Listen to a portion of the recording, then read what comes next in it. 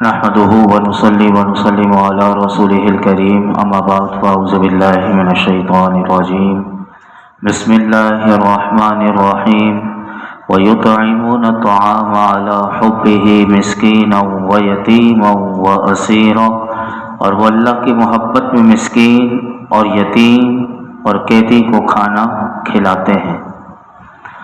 اس آیت کریمہ کا معنی یہ علماء فرماتے ہیں، ایک معنی یہ ہے کہ اللہ تعالیٰ کے نیک بندے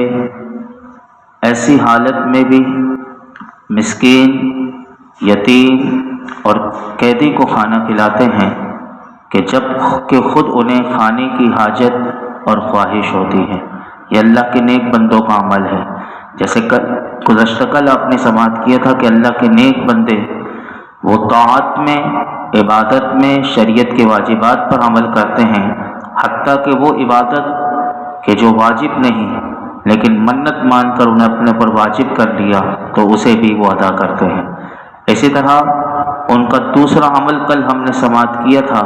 کہ اللہ کے نیک بندے اس دن سے ڈرتے ہیں کہ جس کی شدت و سختی پھیلی ہوئی ہوگی، اور یہاں پر اس آیت کریمہ میں بتایا گیا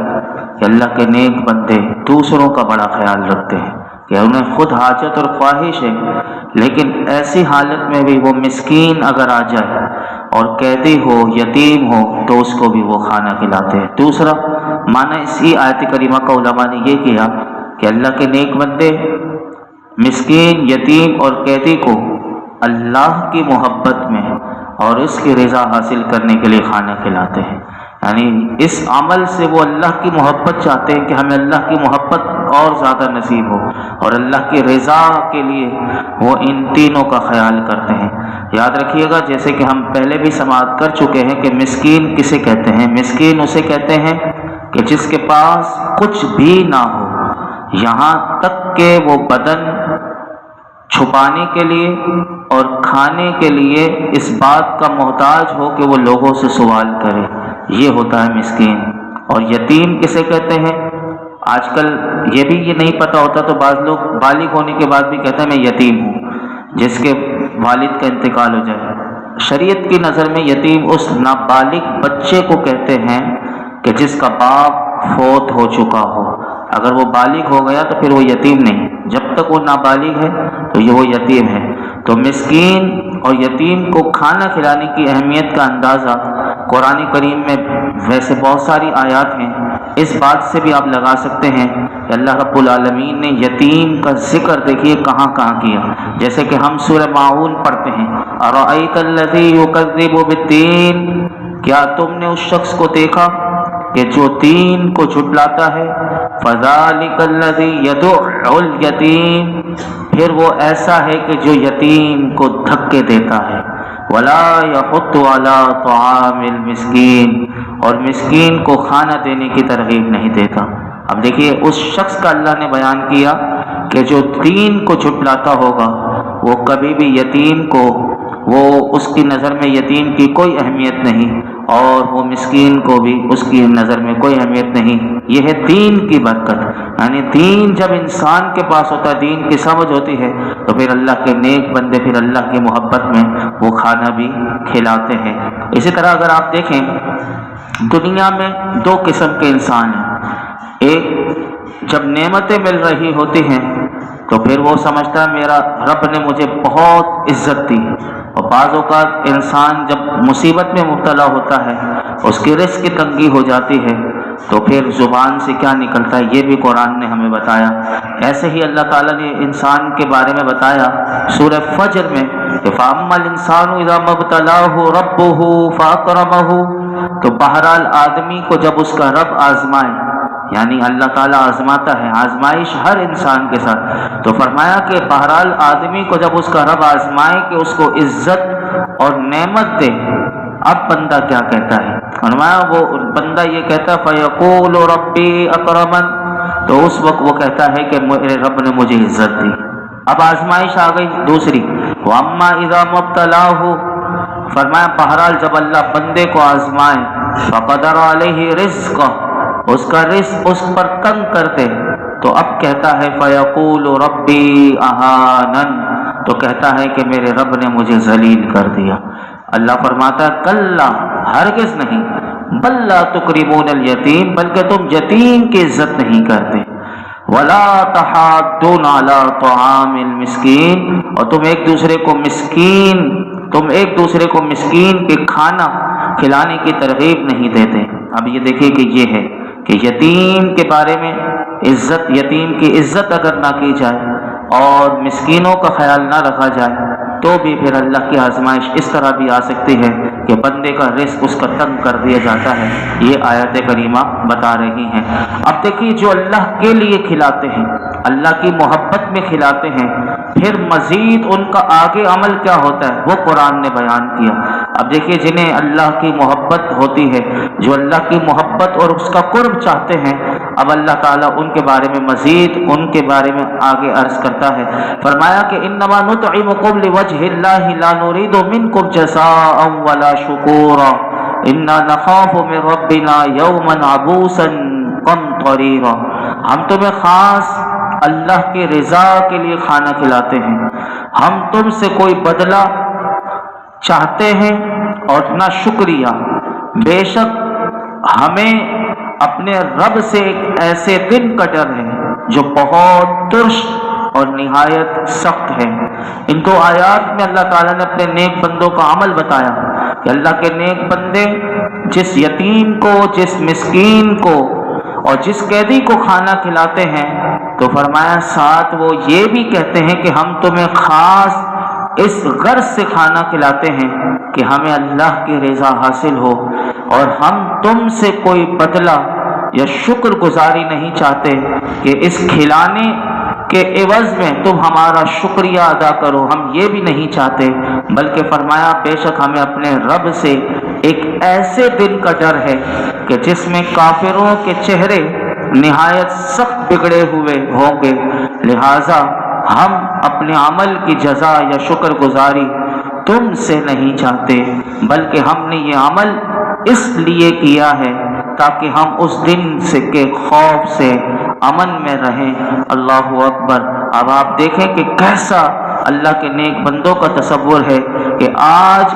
دنیا میں ہم اپنے رب کریم کو راضی کرنا چاہتے ہیں، اور کیونکہ ہمیں یقین ہے کہ ایک بہت سخت دن آنے والا ہے کہ جس کی ہولناکیوں کا اگر تصور کریں تو ہمارے دل آج بھی لرز رہے ہیں۔ اگر ہم نے آج اپنے رب کو خوش کر لیا دنیا میں، گویا کہ اللہ کے نیک بندے یہ کہہ رہے ہیں، تو پھر قیامت کے دن ہمیں کوئی کھٹکا نہیں ہوگا اور کوئی ڈر اور کوئی خوف نہیں ہوگا۔ یہاں سے علماء کہتے معلوم ہوا کہ ہمیشہ جو بھی نیک عمل کرے بندہ وہ صرف اللہ کی رضا حاصل کرنے کے لیے کسی کے ساتھ بھلائی کرے، لوگوں کو کھانا کھلائے، نہ کہ اپنی واہ چاہنا، اور جس کے ساتھ بھی جب بھی بھلائی کرے، اچھائی کرے، کسی کے کام آ جائے کسی بھی لحاظ سے، تو کبھی بھی یہ نہ سوچے کہ میں کبھی موقع آیا تو میں احسان بھی جتاؤں گا۔ اگر کسی نے احسان جتا دیا یا اگر اس نے کسی کا بھی کوئی بھی عمل اچھا کیا لیکن آگے چل کے اسے بدلہ چاہیے، تو پھر ایسے لوگوں کے لیے بھی اللہ رب العالمین قرآن کریم میں کیا ارشاد فرماتا ہے؟ فرمائے یا ایھا الذین آمنو، اے ایمان والو، لا تبطلوا صدقاتکم بالمن والاذی، کہ احسان جتا کر اور تکلیف پہنچا کر پھر اپنے صدقے کو برباد نہ کرو، کالذی ینفق مالہ رئاء الناس، کہ اس شخص کی طرح کہ جو اپنا مال لوگوں کو دکھانے کے لیے خرچ کرتا ہے۔ اب دیکھیے اسلام کتنا پیارا نظام کہ ریاکاری سے انسان کو کس انداز سے روکا جا رہا ہے، کسی کو تکلیف پہنچا کر احسان یا کوئی شکریہ میرا ادا کرے یہ بھی نہیں ہونا چاہیے، بلکہ جب بھی انسان دے تو وہ اللہ کے لیے دے۔ ایک قرآن کریم کی آیت کریمہ زکوٰۃ کے حوالے سے بھی دیکھیں کتنی زبردست آیت کریمہ ہے کہ یہ مہینہ کیونکہ زکوٰۃ کا ہی ہوتا ہے اور آگے بھی رمضان میں لوگ زکوٰۃ نکالتے ہیں۔ زکوٰۃ کے حوالے سے دیکھیں قرآن کریم میں اللہ تعالیٰ نے کیا فرمایا، اور سود کے حوالے سے وَمَا آتَيْتُم مِّن رِّبًا لِّيَرْبُوَ فِي أَمْوَالِ النَّاسِ، اور جو مال تم لوگوں کو دو تاکہ وہ لوگوں کے مال میں بڑھتا رہے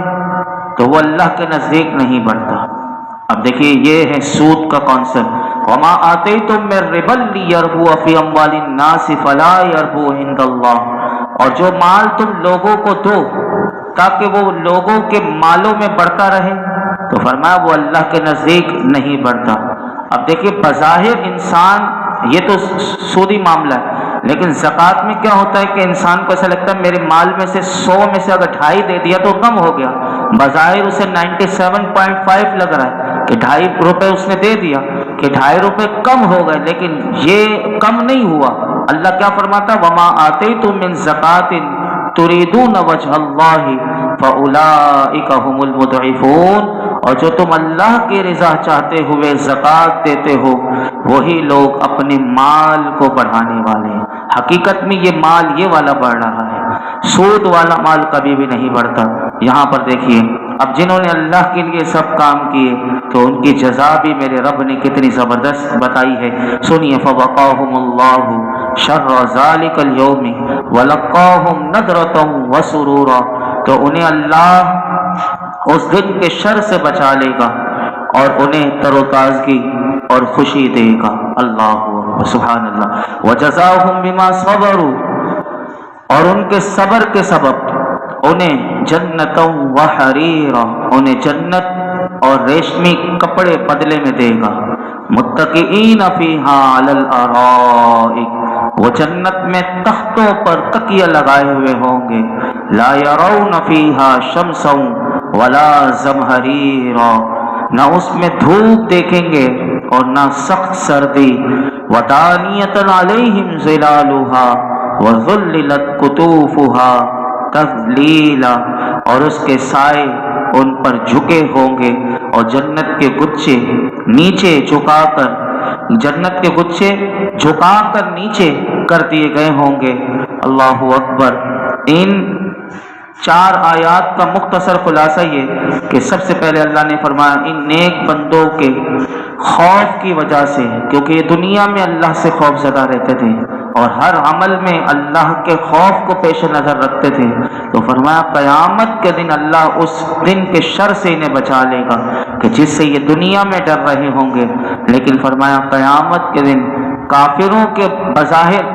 چہرے کالے ہو جائیں گے، لیکن فرمایا ان نیک بندوں کے چہروں پر تر و تازگی ہوگی اور دلوں میں خوشی ہوگی کہ آج رب سے ملاقات کا دن آ گیا، کہ جس کے لیے سارے کام کیے تھے آج اس کے دیدار کا وقت آ گیا، ان کے دلوں میں خوشی ہوگی۔ آگے فرمایا کہ 3 آیات کا مختصر خلاصہ یہ کہ اللہ اپنے نیک بندوں کو گناہ نہ کرنے، اللہ کی اطاعت کرنے اور بھوک پر صبر کرنے کے بدلے جنت میں داخل کرے گا، اور جنت میں ان کا پروٹوکول یہ ہوگا کہ انہیں ریشمی لباس پہنائے گا اور وہ جنت میں تختوں پر تکیہ لگائے ہوئے ہوں گے، اور دنیا کی طرح وہاں گرمی سردی کوئی تکلیف نہیں ہوگی، نہ گرمی کی ہوگی نہ سردی کی تکلیف ہوگی۔ فرمایا جنتی درختوں کے سائے ان پر چکے ہوں گے اور جنت کے درختوں کے گچھے چکا کر ان کے لیے نیچے کر دیے گئے ہوں گے تاکہ وہ کھڑے ہوں، بیٹھے ہوں، لیٹے ہوئے ہوں، ہر حال میں آسانی سے جنت کی نعمتیں اس کے پھل لے سکے اور جیسے چاہیں کھا سکیں، کوئی ان سے پوچھ گچھ نہیں ہوگی، بلکہ یہ سب اللہ کے نیک بندوں کے لیے عزت افزائی اور اس کی مہمان نوازی اس کی طرف سے ہوگی۔ مزید آگے کیا ہے جنتیوں کے لیے وہ آگے آ رہا ہے، کل ہم سماعت کریں گے۔ اللہ رب العالمین ہم سب کو قرآن حکیم کا نور اور اس کا فیضان نصیب فرمائے۔ الحمدللہ رب العالمین، والصلاة والسلام علی سید الانبیاء والمرسلین وعلی آلہ واصحابہ اجمعین۔ یا اللہ پاک جو کچھ سنایا اس میں کوئی غلطی کوتاہی معاف فرما، اپنی بارگاہ میں قبول فرما، ہمارے لیے سمجھنا سمجھانا آسان کر دے، عمل کرنا آسان کر دے۔ یا اللہ ہم سب کو جنت الفردوس عطا فرما، ہم سب کو جنت الفردوس عطا فرما، ہم سب کو ہمارے ماں باپ کو جنت الفردوس عطا فرما، حضور کی امت کو جنت عطا فرما، جہنم سے ہمیں، ہمارے ماں باپ کو، ہمارے بیوی بچوں کو، بہن بھائیوں کو، حضور کی امت کو محفوظ فرما، عذاب قبر سے ہمیں بچا، موت کی سختیوں سے بچا، نفس و شیطان کے ہر وار سے بچا۔ اللہ تو ہم سے ہمیشہ کے لیے راضی ہو جا۔ اللہ جن صالحین کا ذکر سنا کہ تیرے نیک بندے تیری رضا کے لیے ہر عمل کرتے ہیں۔ اللہ ان صالحین کا صدقہ ہمیں بھی ہر عمل تیری رضا کے لیے کرنے والا بنا دے۔ اخلاص اخلاص اخلاص، یقین کی دولت عطا کر، صبر شکر کی دولت دے دے، ناشکری نافرمانیوں سے گناہوں سے ہمیں بچا لے،